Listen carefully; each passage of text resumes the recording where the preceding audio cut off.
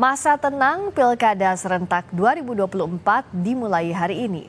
Bagaimana seharusnya Bawaslu mengawasi masa tenang dan apa saja pelanggaran di masa tenang yang kerap terjadi? Kita akan bahas bersama Direktur Eksekutif Perkumpulan untuk Pemilu dan Demokrasi atau Perludem, Khairunisa Agustiati.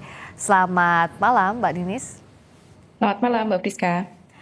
Kalau bicara soal masa tenang, tadi kan sebelumnya Bawaslu akan mengawasi politik uang dan money politics ini kan kerap jadi perbincangan setiap kali pemilu ya Mbak Ninis. Tapi kan pada praktiknya tidak semudah itu. Oh, kamu politik uang, kamu ditangkap. Oh, ada terlihat dengan nyata di depan publik, tentu tidak begitu kan. Pada praktiknya sulit untuk dideteksi. Nah, bagaimana Perludem melihat harus ada langkah lebih progresif lagi soal ini? Ya, memang soal politik uang ini kompleks ya, Mbak. Jadi memang nggak sekedar misalnya masyarakatnya harus diedukasi gitu ya, atau misalnya peserta pilkadanya, peserta pemilunya yang menahan diri untuk nggak pakai cara instan. Tapi memang ini cukup kompleks. Pertama, kalau kita bicara soal regulasi, regulasinya tuh di Undang-Undang Pilkada sudah cukup jelas sebetulnya.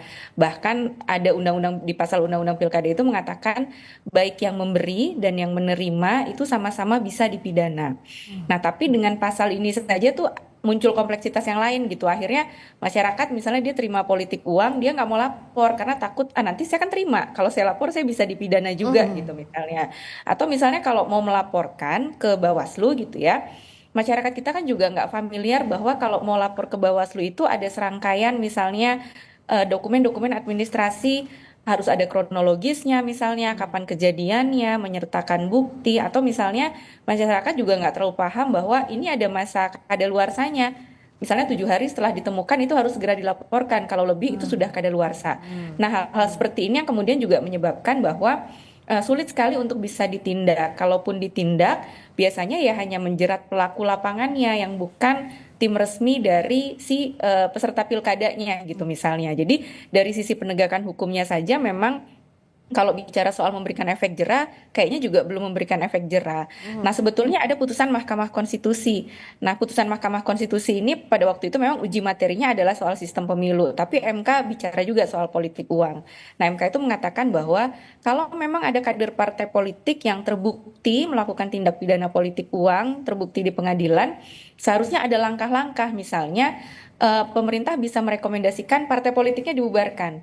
Nah, pastikan ini bisa memberikan efek jera gitu ya Ya. kepada pelaku politik uang agar nggak main-main gitu. Selain juga kita perlu edukasi kepada publik karena kalau misalnya kita sekarang dikasih 150.000 gitu ya besarannya, itu kan artinya beli putus 5 tahun gitu ya, setahun 365 hari, 5 tahun ada sekitar 1.800 hari, 300.000 dibagi 1.800 hari kan kecil sekali artinya suara kita gitu ya. Jadi edukasi-edukasi ini juga masih terus harus masif dilakukan kepada masyarakat, termasuk juga tadi jajaran pengawas pemilu. Tadi kan Ketua Bawaslu DKI Ya. mengatakan ini bukan sekedar simbolik saja gitu ya, bukan sekedar seremonial saja, tapi juga Bawaslu juga harus punya apa ya, dengan kewenangan yang besar juga harus punya tajinya, juga bisa menunjukkan tajinya gitu, Mbak. Dan dengan tadi proses pelaporan juga yang panjang, efek jerahnya pun masih dipertanyakan. Bagaimana dalam waktu yang singkat, karena Rabu sudah pemilu, untuk ada perbaikan soal ini, Mbak Ninis? Apakah itu terlalu berangan-angan kah bicara ke sana? Ya, saya rasa kalau berangan-angan tidak juga gitu ya, karena kan kita bicara atau mengkampanyekan tolak politik uang ini, saya rasa memang sudah setiap kali pemilu selalu dibicarakan gitu.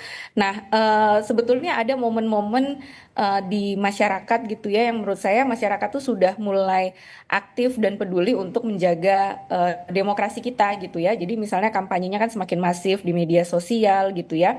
Nah, sekarang di 3 hari menuju hari H ini, ya tadi Bawaslunya harus apa ya, harus bisa lebih progresif dan juga tahu selain memetakan tadi ya kerawanan Ya. titik-titik di mana, tapi juga modus-modusnya seperti apa. Karena sekarang mungkin udah nggak ngasih cash sebelum hari H lagi. Kalau dulu Ya. kita kenal istilah serangan fajar, tapi mungkin sekarang ada istilah pasca bayar, pakai uang digital gitu ya. Ya, betul. Modus-modus ini juga harus diketahui oleh pengawas pemilu. Jadi bukan berarti kalau nggak menemukan lalu ya sudah berarti nggak ada, tapi dengan modus-modus yang lain ini Bawaslu juga harus bisa apa ya tahu juga gitu ya bentuk-bentuknya yang sekarang tuh lebih update lagi kan, lebih canggih lagi mungkin tadi dengan Iya. uang digital yang mungkin nggak ketahuan dan sebagainya. Iya, karena bicara soal serangan fajar dengan modus yang mungkin saja berkembang dan pasti juga akan berkembang, eh, bagaimana untuk mengawasinya di pra dan pascanya? Karena yang kita perhatikan untuk serangan fajar, money politics ini kan hanya pra-nya saja ya, Mbak Ninis, Ya. yang jadi perhatian bukan pascanya yang bisa jadi modus baru.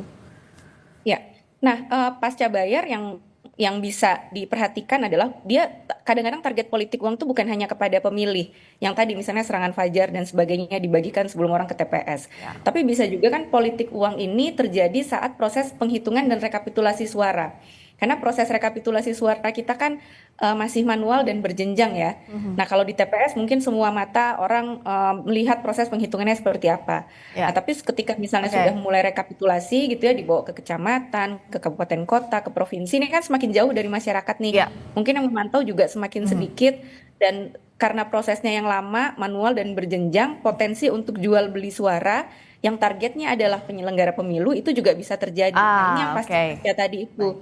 Nah, makanya Ya. salah satunya kalau dari KPU sendiri mempublikasikan, mentransparasikan hasil rekapitulasi, kan KPU punya Sirekap ya. Ya. Itu kan publik Oke. jadi bisa mengontrol gitu loh Ya. kalau ada Baik. perbedaan suara dan sebagainya. Oke, langkah progresif inilah yang dinantikan karena waktunya sempit sekali menuju pemilu 27 November ini. Terima kasih Mbak Hoirunisa Agustiati, Sama-sama, Mbak. Direktur Eksekutif Perludem. Terima kasih.